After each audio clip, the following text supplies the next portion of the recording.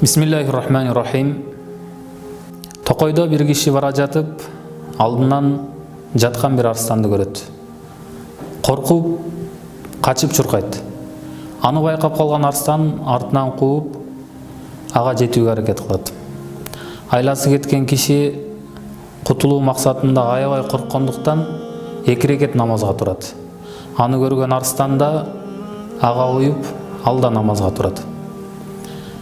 Ал киши намазын аяктаган соң көңүлү жай алып, бул түшүнүктүү арстан го деп арстанга карап айтат экен.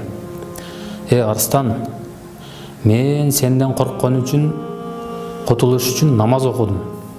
А сен эмнеге окудуң десе, ал айтатмыш, мен ар жештин алдында, тамактанардын алдында шүгүрчүлүк иретинде намаз окуйм дейтмиш.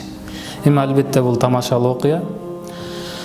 Пайгамбар саллаллаху алейхи вассалам хадисинде мындай келет, Абу Хурайра риваят кылган хадисте, пайгамбарыбызга бир жакшы, жагымдуу окуя болсо, жакшылыктарды толуктаган Аллахка мактоолор болсун деп айтчу экен. Ал эми Аллах Таала Куранда айтат: "Ла ин шакартум ла азиданнакум." Эгер шүгүр кылсаңар, мен зияда кылып берем, көбөйтүп берем дейт. Мына ошондуктан урматтуу мусулман бир тууган, ар дайым Аллахтын неаматтарына, жакшылыктарына, берген рызкыларына канаат шүгүр кылалы.